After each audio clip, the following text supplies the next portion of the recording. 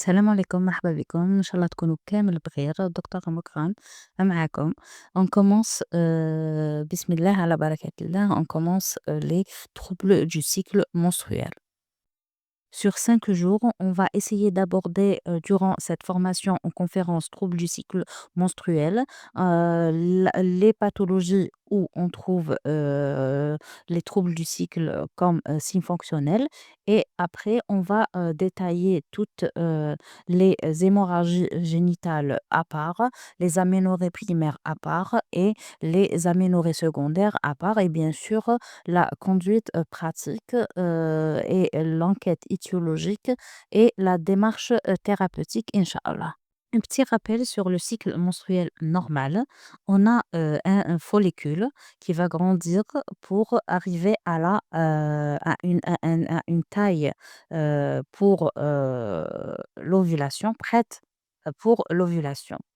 Le follicule, juste avant l'ovulation, il sécrète de l'œstrogène, donc qui va préparer l'endomètre pour une éventuelle nidation. Une fois l'œstrogène, lorsque il augmente, donc il va me donner un pic de FSH et le pic de FSH avec un pic de LH. Le pic de LH, qu'est-ce qu'il fait? Il va me donner l'ovulation. Une fois l'œuf ovulé, le reste va me donner ce qu'on appelle le corps jaune. Le corps jaune va me donner de la progestérone. Progestérone avec œstrogène, préparation de l'endomètre à une éventuelle nidation. Donc, s'il n'y a pas eu fécondation, ce qui s'est préparé, le nid qui a été préparé pour la nidation, va sortir sous forme de menstruation.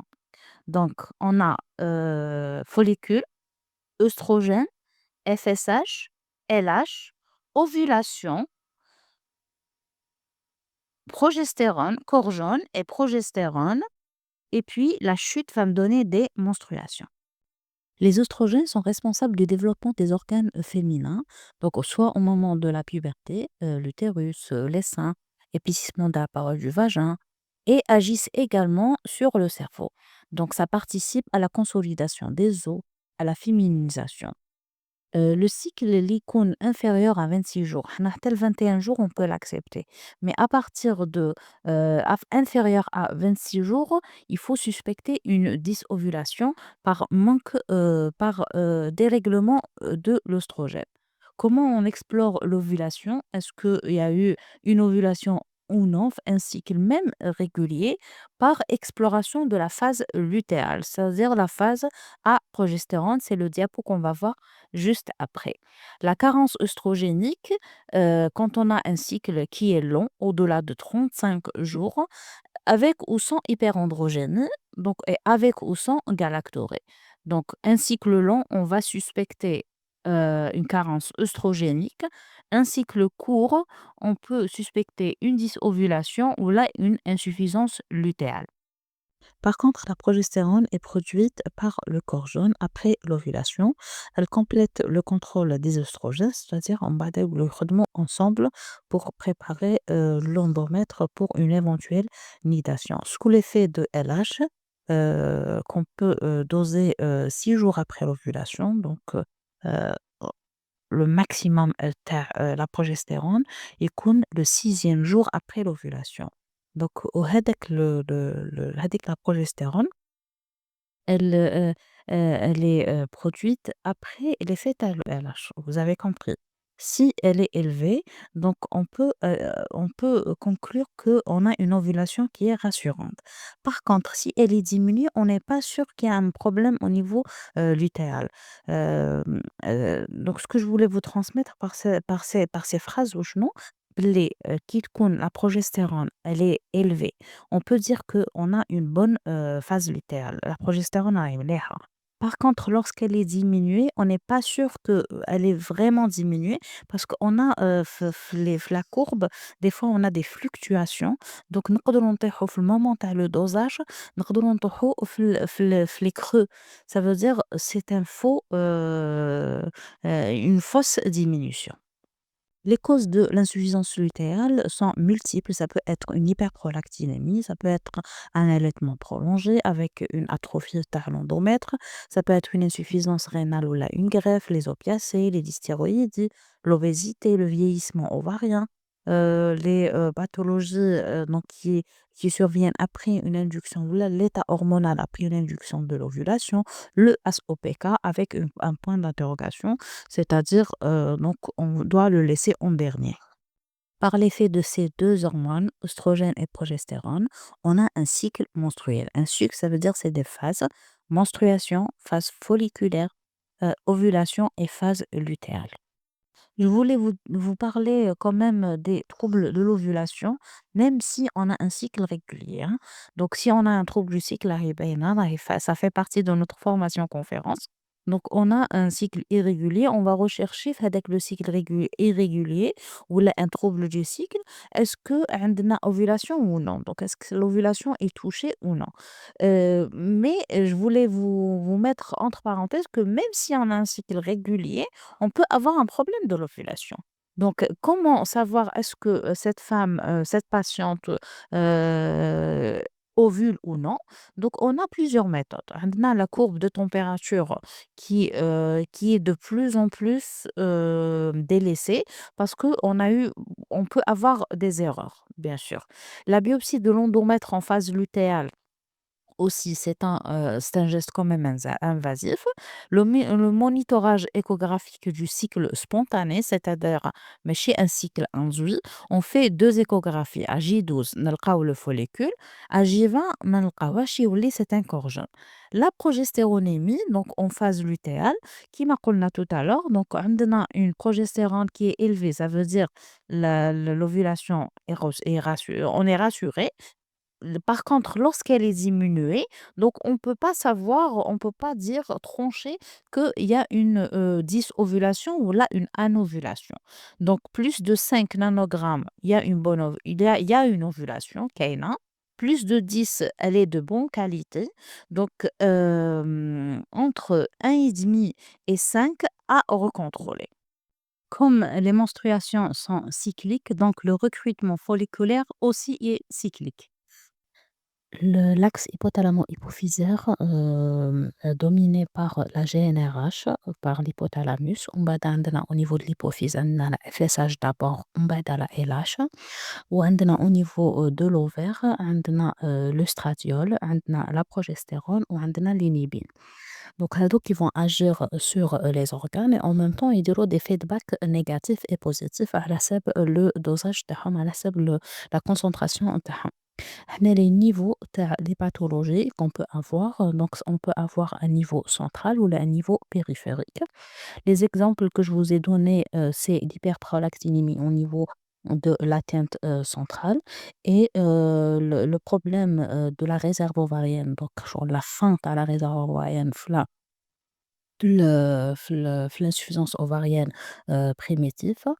Donc là, les troubles de la folliculogénèse, le syndrome des ovaires polykystiques. Quand on dit trouble du cycle menstruel, soit c'est hormonal, soit c'est organique. C'est comme ça que j'explique à mes malades. Je leur dis, إذا كان حاجة organique رانا نلقاوها في l'échographie. إذا ما لقينا l'échographie ما فيها والو, probablement c'est hormonal, donc لازمنا un bilan. À l'interrogatoire d'une patiente qui consulte pour un trouble du cycle, on recherche systématiquement un syndrome prémenstruel. Le syndrome prémenstruel est un ensemble de symptômes somatiques, affectifs et comportementaux. Donc, il y a des symptômes sur le corps, des symptômes psychiques et des symptômes de comportement qui apparaissent avant les règles, quelques jours avant les règles. Cet ensemble symptomatique touche approximativement 75% des femmes.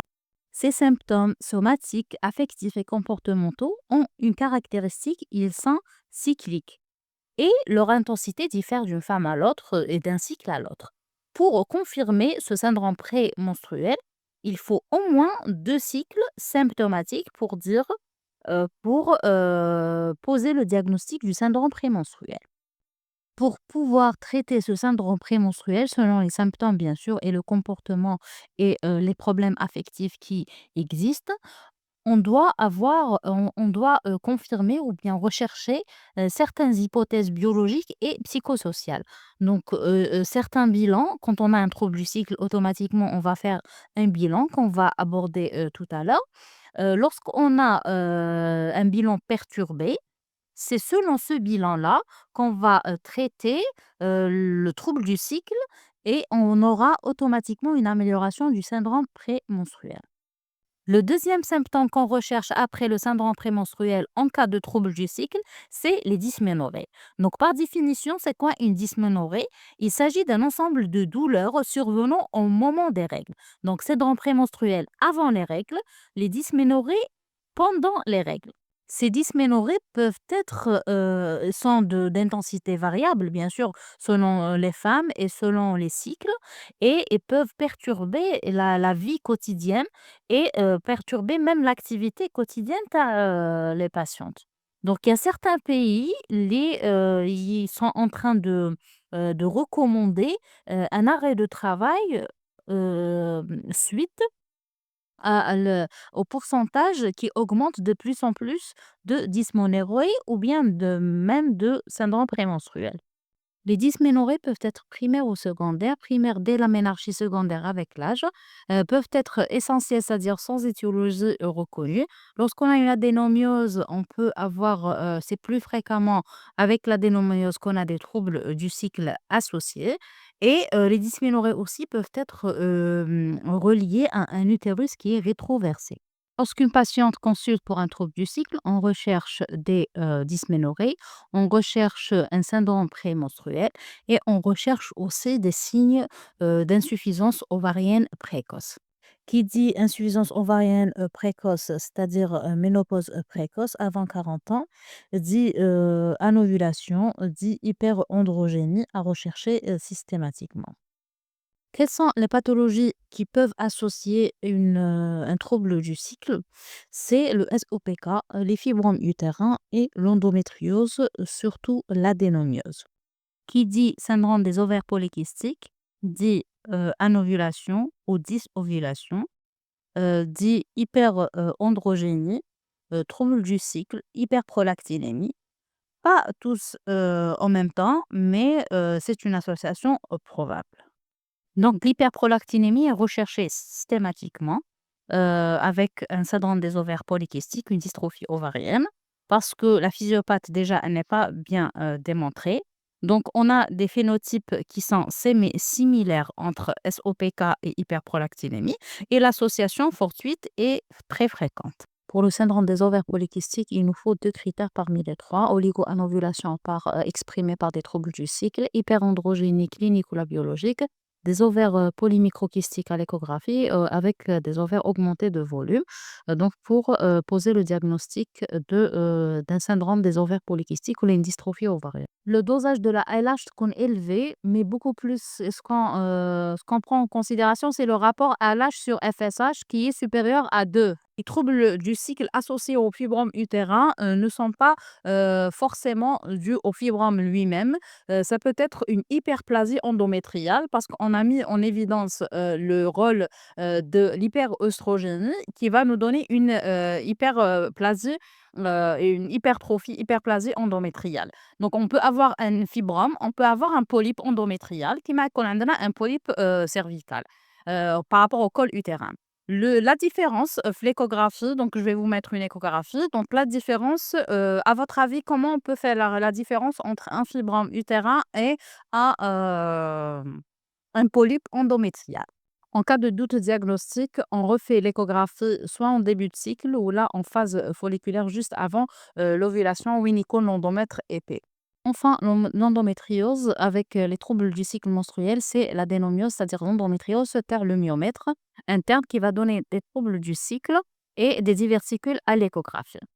Le traitement de l'adénomiose est basé sur un traitement symptomatique antidouleur, paracétamol, anti-inflammatoire, antispasmodique, bloquer l'ovulation par des œstroprogestatifs et parfois chirurgical lorsque le traitement médical est inefficace. Sachant que l'adénomiose va diminuer avec la ménopause, avec la stimulation hormonale.